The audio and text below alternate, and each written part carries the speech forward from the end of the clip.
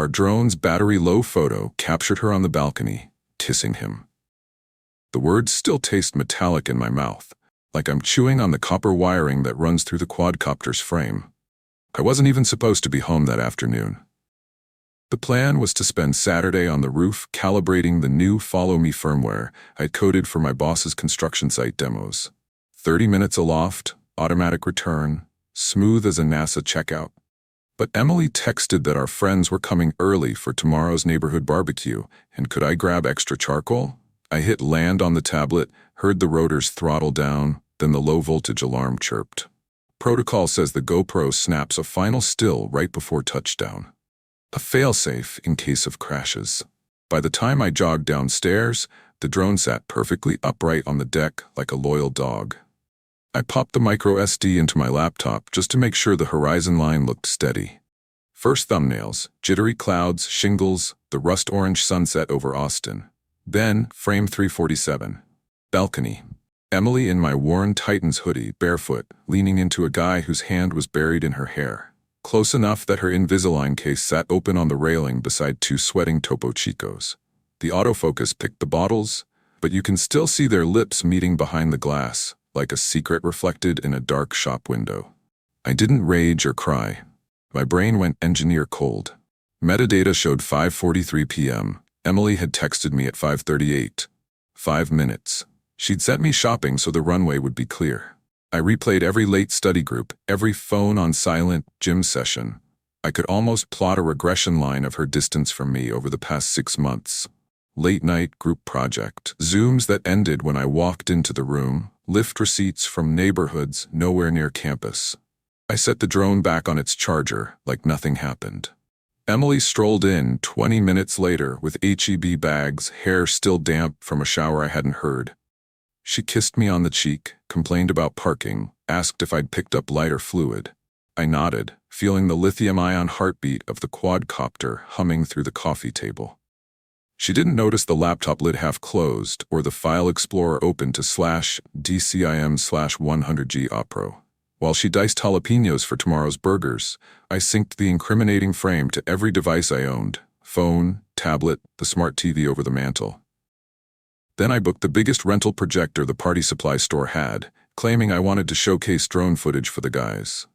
Emily smiled, proud that her boyfriend finally felt confident enough to show off his nerdy toys. I lay awake that night, listening to her steady breathing, staring at the ceiling fan blades roving circles like rotors above me. The photo hovered behind my eyelids, a ghost-white square pulsing with every spin. Not once did I question if it was real. Cameras don't gaslight. Instead, I rehearsed tomorrow's reveal, timing it between the first round of beers and the moment the charcoal turned ashy gray. Guests would ooh and ah at aerial shots of the block, and then, one click forward, frame 347 would fill the screen. New wings reveal the truth. Morning rises like a guilty flush across the siding of our duplex, pale pink, then redder, until the July heat turns everything white-hot. I'm up before Emily, sipping burnt coffee and pretending to scroll fantasy football forums while the projector's bulky case rests against the wall like a sealed courtroom exhibit. I test the HDMI dongle twice, mute the TV so there's no accidental reveal, then wipe the history clean. When Emily pads in wearing my old UT intramural shirt, I glance up as if I've been browsing brisket recipes. She's chatty, overly so.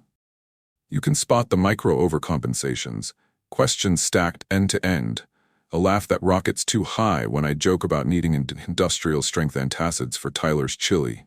She kisses my temple, but I count the half-second delay before her lips land, like a pianist missing the downbeat. By 10 a.m. the grill's assembled, aluminum trays line the patio table, and our Bluetooth speaker loops a summer playlist. Tyler shows first, lugging a cooler full of Lone Stars and asking, of course, about the drone. He's always been my hype man, the guy who convinced our dorm RA to let us solder brushless motors on the fire escape. I shrug, say I've got something killer to share. Emily hovers, wiping non-existent dust off patio chairs, overhearing fragments. Around noon, Megan and Chris pull up with bags of corn and a stack of folding chairs. The backyard shifts from still life to moving diagram. People popping bottle tops, smoke curling from hickory chips, toddlers shrieking at a bubble gun. I circulate with tongs in one hand, phone in the other, surreptitiously checking that frame 347 sits queued in the gallery app. Each glance hits me like a taser jolt, but I force a steady grin every time someone calls my name. Emily's phone rings. She steps inside to answer, voice low, bedroom door half closed. I linger by the hallway vent, catch the tail of her sentence. He's just showing off the drone footage, nothing big. She laughs again, that helium pitch, then softens her tone into syrup. I picture balcony guy on the other end, tracing the same memory I'm about to project 40 square feet wide. Food's ready. Plates clatter, ice rattles, the yard hums. I hit play on the slideshow, starting with wide sweeps of downtown, the Capitol Dome gleaming, the river glittering, our street like a Monopoly row. Guests cheer whenever the view drops low over their cars or the playground. I narrate. Altitude, shutter speed, how the auto-return algorithm triangulates GPS loss. Emily stands beside me, arm looped through mine, cheeks flushed from either sun or nerves, I can't tell. I watch her eyes instead of the screen, waiting for dilation, a hitch in breath. The clicker rests warm in my palm. One more frame, and the balcony will appear. I feel the moment stretch, tensile as fishing line about to snap, and I almost wonder how many photons left that GoPro lens at 5:43 p.m., only to land here, now, in front of our friends and a cooler full of beer. My thumb twitches toward the next arrow. Tyler hollers for another round, someone cranks the speaker volume, and a flight path overlay slides into view. The roar of the grill masks the tiny beep as the slideshow preloads the hidden image. Metadata primed like a chambered round. I glance at Emily. She's biting her lower lip, nails digging crescents into my forearm through the cotton sleeve, though she probably doesn't realize it yet. She thinks this is adoration. She thinks the sky is still safely above her.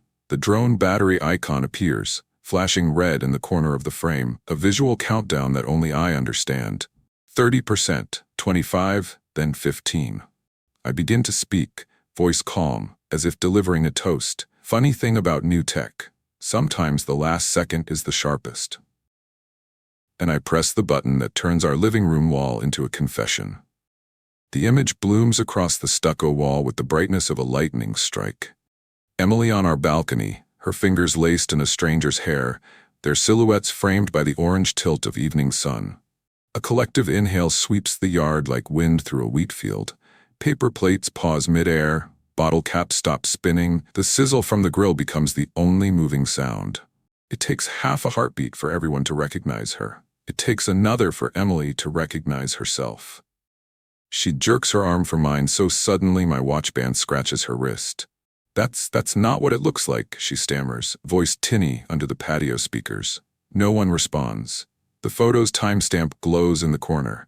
July 20th, 2025, 5:43 p.m. I click the magnify icon, letting the projector punch deeper into the pixels until the kiss fills the screen, until the freckles on her nose become canyon-sized, undeniable. Tyler's cooler thuds onto the grass. Megan's hand flies to her mouth. Chris just mutters, "Dude."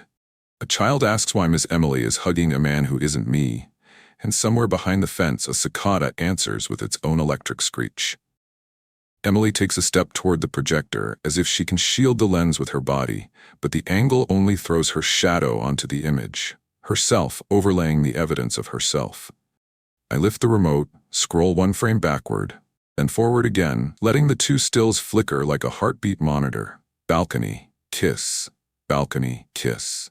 My voice feels detached, classroom calm.